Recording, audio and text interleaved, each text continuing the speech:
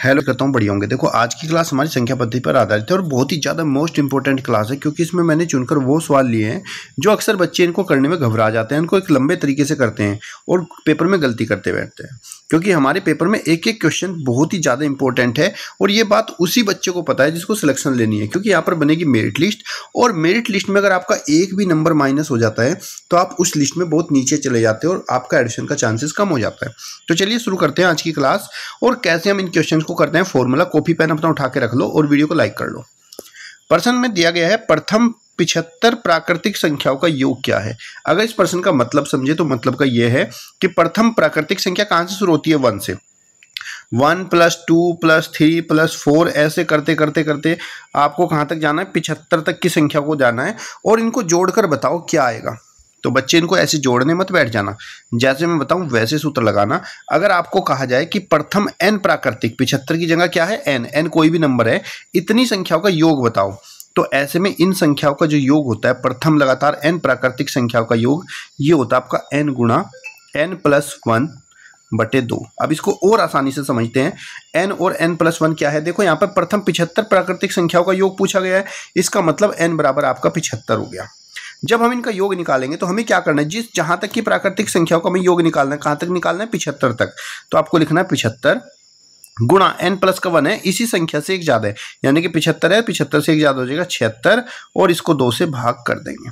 अगर ये संख्या कट रही है तो काट दो, 2 × 3 = 6 बचा 1, 2 × 8 = 16। तो इनका योग हो जाएगा 75 × 38 के बराबर। इनकी गुणा करोगे तो आपको मिलेगा 2850। ऑप्शन नंबर डी आपका राइट आंसर। क्लियर बच्चे। अगर आपसे मान लीजिए पूछा जाए कि बताओ प्रथम 20 प्राकृतिक संख्याओं का योग बताओ, प्रथम 20 प्राकृतिक संख्याओं का योग, तो आप क्या बताओगे। आपको मैंने बताया योग निकालना है तो क्या करेंगे, जितनी संख्याओं का योग पूछा है, जैसे 20 का पूछा है तो आप क्या करोगे, 20 और उससे एक अगली संख्या 21 और 2 से भाग कर दोगे, 2 से काट दोगे, 21 को 10 बार, तो आपका हो जाएगा 10 × 21 और 21.210। बिना जोड़े आप बता दोगे कि पहली 20 प्राकृतिक संख्या को अगर जोड़ोगे तो आपका उत्तर 210 आएगा। समझ में आ गया बच्चे, ये फॉर्मूला नोट कर लेना। n क्या है, जो आपकी आखिरी संख्या। क्लियर। अगला प्रश्न देखिए, यहां पर कहा गया प्रथम 100 सम संख्याओं का योग ज्ञात करो। सम संख्या कौन सी होती है, जो 2 के पहाड़े में आती है, और प्रथम 100, इसका मतलब है कि आपको इस तरह का सवाल दिया है कि आपका कहा गया प्रथम 100 संख्या 2, फिर 2 के बाद 4, 4 के बाद 6, 6 के बाद 8, ऐसे करते करते 100 संख्या लिखनी है और आपको उनका योग बताना है। तो आप इनको जोड़ने थोड़े बैठोगे। आपका तरीका रहेगा ये करने का कि अगर आपको 100 की जगह कहा जाए कि प्रथम n संख्याओं का, n सम संख्या कैसी है, सम मतलब इवन नंबर, इनका योग बताओ, तो इनका बहुत ही आसान सूत्र होता है। इसका योग होता है आपका कि अगर n का पूछा है तो आप लिखो n और इसकी गुणा कर दो n + 1 से। मतलब कि अगर आपको 100 संख्याओं का सम पूछा है तो आप क्या करोगे, ये जो 100 है इसको लिखोगे और इसकी गुणा कर दोगे इससे अगली संख्या में। 100 से आगे क्या आता है, 101, गुणा करेंगे इसकी।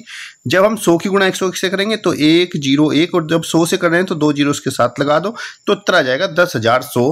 ऑप्शन नंबर ए आपका राइट आंसर। क्लियर बच्चे। अगर आपको पूछा जाए कि प्रथम n सम संख्याओं का योगफल बताओ, तो इसका सूत्र रहेगा n गुणा n + 1, जहां पे n क्या है, जितनी संख्याओं का योग आपसे पूछा गया है। जैसे यहाँ 100 से पूछा गया था ना, तो n बराबर आपका कितना हो गया, 100 हो गया। मान लीजिए आपसे पूछा गया कि बताओ भाई प्रथम 10 सम संख्याओं का योग बताओ, 10 सम संख्या, तो आपको क्या करना है भाई, प्रथम 10 सम संख्या का योग पूछा है ना, तो आपको लिखना है 10 और 10 से अगली संख्या कितनी हो जाएगी, 11, 11 की 10 से गुणा कर दो तो 110 आपका उत्तर आ जाएगा। क्लियर। अगला प्रश्न देखिए, प्रथम 50 विषम संख्याओं का योग ज्ञात करो। अब किसकी बात कर रहा है, विषम संख्या की। विषम संख्या कौन सी होती है, 1, 3, 5, 7 कह रहा है, ऐसे करते करते 50 विषम संख्या लिखो और उनको जोड़ के बताओ क्या होगा। तो इसके लिए क्या करते हैं, अगर आपसे पूछा जाए प्रथम n विषम संख्याओं का योगफल, तो इनका जो योग होता है, जितनी हम विषम संख्याओं का योग पूछते हैं उनका योग होता है n गुणा n, यानी कि जितनी संख्याओं का योग पूछा उसकी उसमें ही गुणा कर दो। आपसे पूछा गया है प्रथम 50 विषम संख्याओं का योग, तो 50 विषम संख्याओं का योग हो जाएगा 50 × 50, तो 50 × 50 कितना हो जाएगा, 2500। तो प्रथम 50 विषम संख्याओं का योग होता है 2500। ऑप्शन नंबर सी आपका राइट आंसर।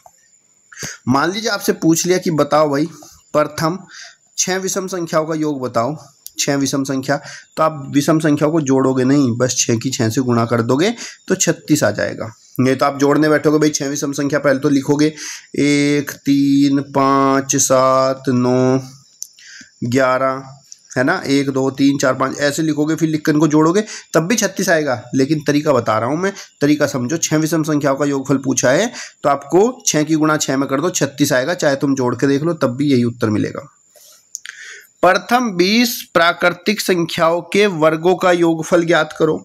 प्रथम 20 प्राकृतिक संख्या के वर्गों का योग। अब देखो, अगर हम प्रथम n प्राकृतिक संख्या के वर्गों का योग, इसका मतलब समझ लो, सवाल का मतलब ये है कि हमने 1 का वर्ग किया, फिर 2 का वर्ग किया, फिर 3 का वर्ग किया, ऐसे करते करते हमने इन 20 तक की संख्याओं का वर्ग किया और फिर हमें जोड़ के बताना है क्या होगा। तो ऐसी कंडीशन बच्चे, अगर आपकी लगातार n प्राकृतिक संख्याओं के वर्गों का योगफल तुमसे पूछ लेता है तो ऐसी कंडीशन में जो इनका योग होता है ना, ये योग बराबर हो जाता है n गुणा n+1 गुणा 2n+1 डिवाइड बाय 6। ये सूत्र हम इस्तेमाल करते हैं यहाँ पर। अब देखो, ये सूत्र को यहाँ पे लगाना है योग निकालने के लिए। तो देखो कितनी संख्या का पूछा है, 20 का, तो n बराबर कितना हो गया हमारा 20। तो कैसे करेंगे, योग बराबर 20 गुणा, देखो n है, n के बाद क्या है n+1, n+1 मतलब n से एक ज़्यादा है, 20 से एक अगली संख्या क्या होगी 21, और उसको फिर गुणा करना है 2n+1 में। 2n का मतलब n का दुगुना, n 20 है तो 20 का दुगुना कितना हो जाएगा, 20 गुणा 2 बराबर 40, और उससे एक ज़्यादा 41, तो 20 गुणा 21 गुणा 41 बटे में 6। यहाँ से हम इसको हल करेंगे, 2.20 2 तिया 6, 3 से 21 कटेगा 7 बार, गुणा कर देंगे 10 गुणा 41 के साथ में 7 कम 7 7 चौक 28, गुणा करेंगे तो आ जाएगा 2870। तो लगातार 20 प्राकृतिक संख्याओं के वर्गों का योग हो 2870। ऑप्शन नंबर सी आपका राइट आंसर हो जाएगा। क्लियर बच्चे, अगला प्रश्न देखिए। आगे बोला गया है प्रथम 10 प्राकृतिक संख्या के घनों का योग बताओ। किसका, घनों का। अब घन मतलब क्यूब का योग। इसका मतलब यह है सवाल का कि आपको 1 का क्यूब दिया, फिर 2 का क्यूब करना है घन, फिर 3 का घन करना है। ऐसे करते करते आपको 10 प्राकृतिक संख्याओं का घन करना और फिर जोड़ के बताना है भाई आपको उत्तर कितना आएगा। तो इसका तरीका क्या है, अगर आपको n 10 की जगह n प्राकृतिक संख्याओं का योग पूछ ले तो आप कहोगे कि भाई ये जो योग होता है ये बराबर होता है किसके, n जो संख्या उसकी गुणा करो उससे एक अगली संख्या में, फिर 2 से भाग करके इसका वर्ग कर दो, इसका उत्तर आ जाएगा। मतलब क्या हुआ समझो, n क्या है हमारा 10, कितनी प्राकृतिक संख्या का पूछ रहा है 10 का, तो हम यहाँ पे इसका मान रखेंगे n का 10 और n+1 हो गया, 10 से एक से अगली संख्या 11 डिवाइड बाय 2 और इसका वर्ग काट दिया, 2 से 10 कटा 5 बार, तो 11 पंजे 55, ये हो गया आपका 55 और उसका वर्ग। और वर्ग का मतलब तो बच्चे आपको पता है ना, वर्ग का मतलब क्या होता है, संख्या की संख्या में गुणा, 55 की गुणा 55 में, 55 की 55 से गुणा करेंगे तो मिलेगा 3025। ऑप्शन नंबर बी आपका राइट आंसर। तो ये फॉर्मूला भी अपनी नोटबुक में नोट कर लो। अगर आपको लगातार n संख्याओं के घनों का योग आपसे पूछा जाए तो आप ये वाला सूत्र लगा के उसको हल कर सकते हो। मान लीजिए मैंने आपसे पूछ लिया कि बच्चा मुझे बताओ प्रथम 5 प्राकृतिक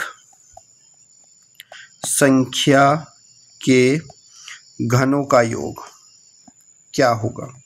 तो ऐसे में आप क्या करोगे, मैंने क्या सूत्र बताया, प्रथम 5 प्राकृतिक संख्याओं के घनों का योग पूछ रहा है तो आपका योग बराबर ये सूत्र रहेगा। क्या आप मुझबानी भी कर सकते हो, सूत्र पर डिपेंड मत रहो, ऐसे कर लो।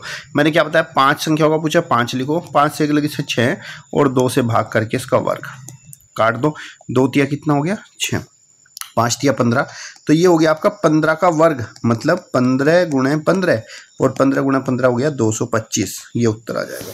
ठीक है बच्चों, तो मुझे कमेंट बॉक्स में बताओ आज की क्लास आपको कैसी लगी। ये फॉर्मूले अपनी कॉपी पेन उठा के नोट कर लेना, मोस्ट इंपॉर्टेंट है। और आपके पेपर में एक सवाल या 2 सवाल ऐसा प्राकृतिक संख्याओं या फिर नंबर सिस्टम से पूछा ही जाता है। तो वीडियो को लाइक और शेयर कर लेना और इस सवाल को ज़्यादा से ज़्यादा बच्चे तक पहुंचा दो जिससे किसी का पेपर में ना छूटे। ऐसा ना लगे कि वो आए सामने और घबरा जाए कि ये तो इतना बड़ा सवाल कैसे करूँगा। ये बहुत ही आसान होते हैं जब आप इसको सूत्र या मेथड लगाते रहोगे। चलिए आज की क्लास यहीं पे एंड करेंगे, तब तक के लिए धन्यवाद। जय हिंद।